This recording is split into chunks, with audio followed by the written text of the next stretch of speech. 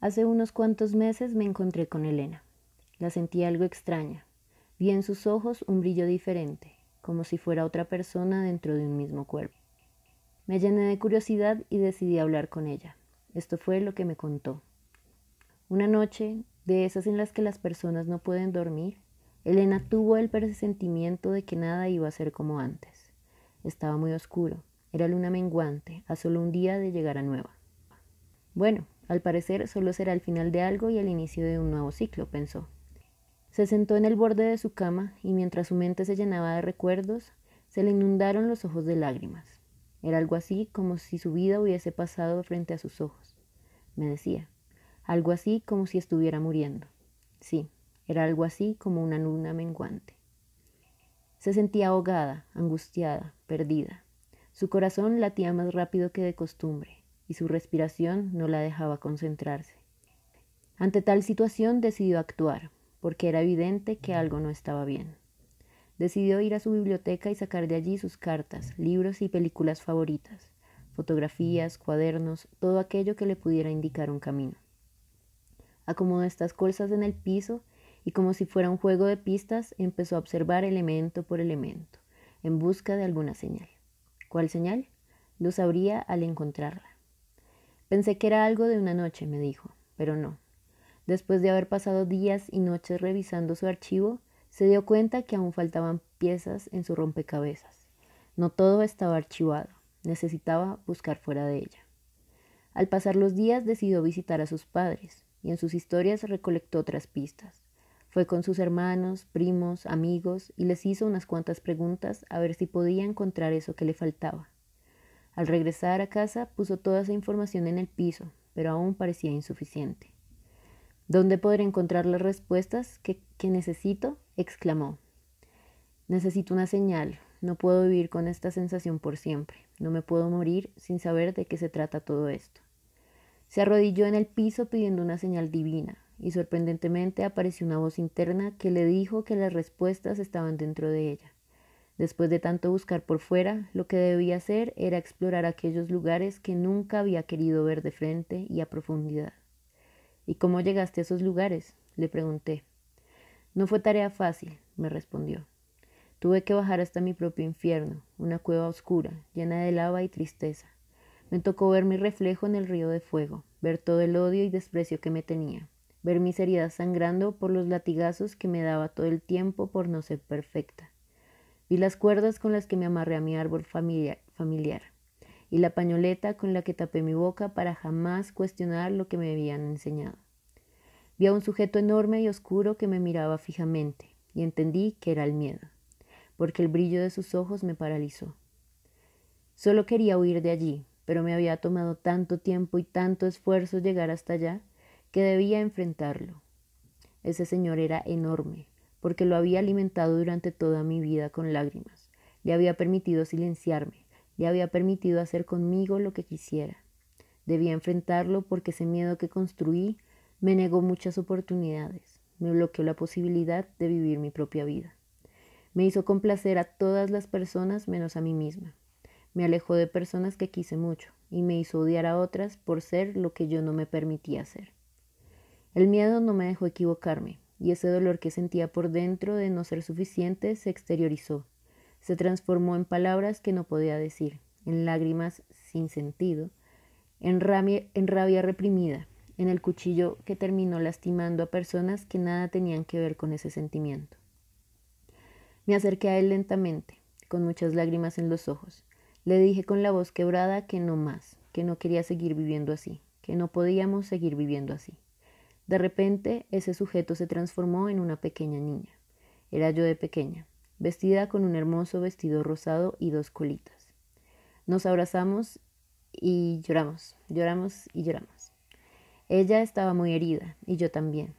La vi a los ojos, que eran mis ojos, y le dije que todo estaría bien, que jamás la iba a abandonar de nuevo, que no iba a permitir que nada malo le pasara. Elena la tomó de la mano y la guió hacia un lugar seguro dentro de ese gran infierno. Habló con ella y se sorprendió de todo lo que le contó. Le contó de dónde habían nacido tantas inseguridades, cómo había percibido ella la relación con sus padres. Descubrió que habían muchas cosas que no sabía y que la familia perfecta definitivamente no existe. Que al parecer nada de lo que creía era real para ella, significativo, importante, porque eran las creencias de otros. En esa conversación, Elena se dio cuenta que ese mundo había sido creado por esta pequeña niña, con una imaginación sorprendente. Y en sus manos, pensamiento, alma y corazón estaba cambiarlo. ¿Y qué hiciste?, le pregunté. Me di cuenta que esta pequeña niña me podría ayudar a entender el rompecabezas que tenía en el suelo de mi habitación, así que la saqué de allí y la llevé a mi casa por unos días. Mientras jugábamos, descubrimos que aunque nos negábamos profundamente a ser egocéntricas, finalmente todo se trataba de nosotras. Cualquier situación nos la tomábamos personal, porque el centro éramos nosotras. Todo se trataba de lo que sentíamos o pensábamos. Nos dimos cuenta que en el intento por negar el ego, terminamos siendo eso que tanto odiábamos. Leímos sobre feminismo y descubrimos un montón de comportamientos sociales que habíamos omitido por completo. Descubrimos al famoso patriarcado y cómo habíamos creído al pie de la letra su discurso, aplicando sin dudarlo la misoginia y muchas cosas más. Reconocimos a nuestros grandes maestros y maestras de la vida.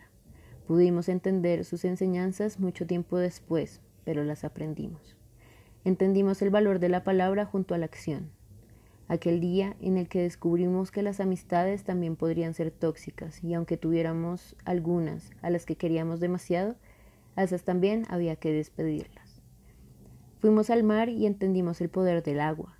Reconocimos nuestra emoción y logramos diferenciar nuestros sentimientos para no resumirlos todos en lágrimas y malas caras. Conocimos a un gran sujeto que nos enseñó sobre inteligencia emocional, a dirigir esa gran masa de agua de la mejor manera posible. Comprendimos que no podemos controlar lo que los otros hacen o nos hacen, sino cómo reaccionamos nosotras a ese comportamiento. Descubrimos también el poder de nuestra palabra, y no como aquella que va previa a una acción, sino la que es consecuencia de la acción, la que viene después de un gran aprendizaje. No nos habíamos dado cuenta que nuestras palabras eran medicina para muchas personas, algo así como un abrazo, nos dijeron por ahí.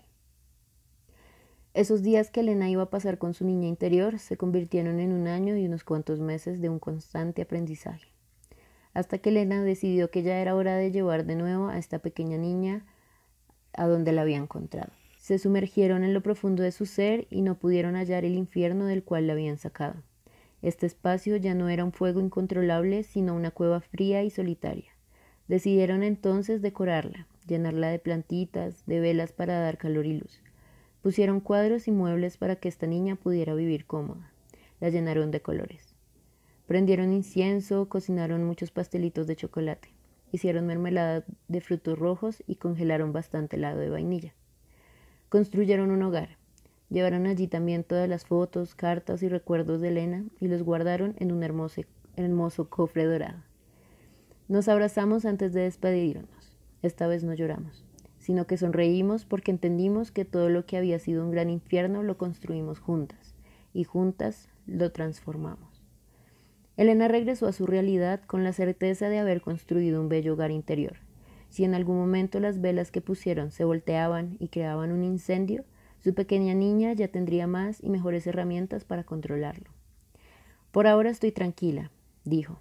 El odio que sentía por aquellos que no lo merecían desapareció. La culpa que sentía por haber sido humana desapareció. Aquellas amistades que ya no están caminando junto a mí, tal vez pronto desaparezcan o se transformen. El miedo aún existe, pero ahora es una niña a la que debo alentar a seguir siendo valiente. Elena siempre supo que a partir de esa noche nada iba a seguir siendo como antes, pero jamás imaginó que de esa manera. Todo ese camino de autoconocimiento la llevó a un gran viaje, del cual tal vez nunca regrese. ¿Sabes de qué estoy segura?, dijo. De que me reencontraré con los que se han ido, en algún aeropuerto espiritual, en algún café, en esta vida o en la otra, y podremos compartir todo aquello que hemos aprendido. Cuando vi a Elena tan diferente, sabía que debía preguntarle qué le había pasado, y su gran historia solo me llena de paz, de esperanza, de emoción. Estamos a puertas de un gran cambio, de dimensión, de era astrológica, de lo que sea. Y el cambio de Elena me enseña que tal vez no necesitamos una fecha, pero sí la determinación de que cuando se esté a vísperas de un cambio, Este se debe afrontar con un caparazón duro y tenazas, como los cangrejos, o tal vez como los dragones, que están siempre en modo de espera y su acción implica la muerte o el nacimiento de un nuevo orden.